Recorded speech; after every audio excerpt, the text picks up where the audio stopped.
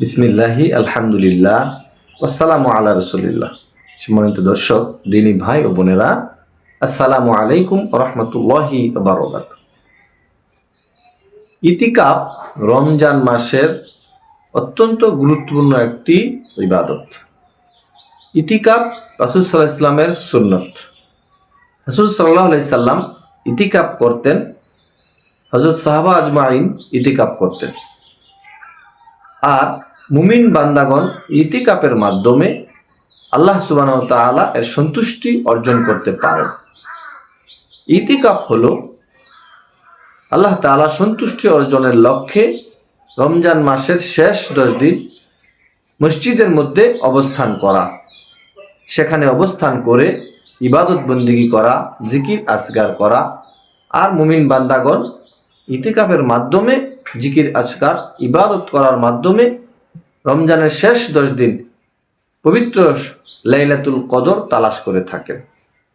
এটি অত্যন্ত গুরুত্ব এবং ফজিলতপূর্ণ একটি ইবাদত, যেটি রাসূল সাল্লাল্লাহু আলাইহি সাল্লাম সব সময় প্রতিটি বছর রমজানের শেষ 10 দিন ইবাদত করতেন। হযরত আয়েশা রাদিয়াল্লাহু তাআলা আনহা থেকে বর্ণিত, তিনি বলেন, রাসূলুল্লাহ সাল্লাল্লাহু আলাইহি সাল্লাম প্রতিটি বছর রমজানের শেষ 10 দিন ইতিকাফ করতেন। অতএব ইতিকাফ করা হলো একটি সুন্নত, আর এই সুন্নত আদায়ের মাধ্যমে মুমিন বান্দাগণ আল্লাহ তাআলার সন্তুষ্টি অর্জন করতে পারে এবং রাসূল সাল্লাল্লাহু আলাইহি সাল্লামের অনুসরণ করতে পারে। ইতিকাফ করলে আল্লাহ সুবহানাহু ওয়া তাআলা ইতিকাফকারী থেকে জাহান্নামকে অনেক দূরে সরিয়ে দেন। রাসূল সাল্লাল্লাহু আলাইহি সাল্লাম থেকে বর্ণিত হয়েছে একটি হাদিস, রাসূলুল্লাহ সাল্লাল্লাহু আলাইহি সাল্লাম বলেন, যদি কোনো ব্যক্তি একদিন হলেও ইতিকাফ করে, আল্লাহ রাব্বুল আলামিন সেই ব্যক্তির থেকে জাহান্নামকে 3 খন্দক পরিমাণ দূরে সরিয়ে দেন। সুবহানাল্লাহ। সাহাবা আজমাইন জিজ্ঞাসা করলেন, ইয়া রাসূলুল্লাহ, খন্দক কি, আর এক খন্দকের কি পরিমাণ দূরে সরিয়ে দেওয়া হয়? রাসূলুল্লাহ সাল্লাল্লাহু আলাইহি সাল্লাম বললেন, আসমান এবং জমিনের মধ্যে যে ফাঁকা জায়গা আছে, এই ফাঁকা জায়গা সম পরিমাণ জায়গা হলো 1 খন্দক।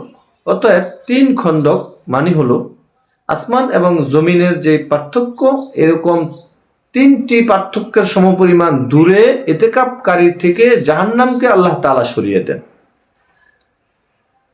ইতিকাফের অন্যতম আরো একটি ফজিলত হচ্ছে, ইতিকাফ করলে আল্লাহ সুবহানাহু ওয়া তাআলা তার আমলনামায় 2টি হজ এবং 2টি উমরা পালন করার সওয়াব দান করেন।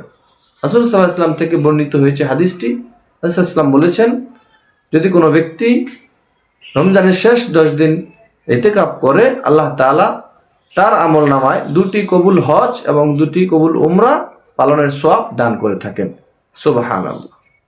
অতএব প্রত্যেকটি মুমিন হিসাবে আমাদের দায়িত্ব হলো রমজানের শেষ 10 দিনে মসজিদে অবস্থান করা, ইতিকাফ করা, ইতিকাফের মাধ্যমে ইবাদত বন্দেগী করা, দুনিয়ার সমস্ত কাজগুলি থেকে নিজেকে মুক্ত রেখে, দুনিয়ার সমস্ত চিন্তাগুলো থেকে নিজেকে মুক্ত রেখে একমাত্র আল্লাহ তাআলার বন্দেগীর উদ্দেশ্যে মসজিদে অবস্থান করে ইবাদত বন্দেগীর মাধ্যমে সময়গুলি কাটানো এবং লাইলাতুল কদর এবং গুরুত্বপূর্ণ এই রাত্রিকে অন্বেষণ করা, যাতে কদর আমরা পেয়ে যেতে পারি। আল্লাহ সুবহানাহু ওয়া তাআলা আমাদেরকে তৌফিক দান করুক। আল্লাহুম্মা আমিন।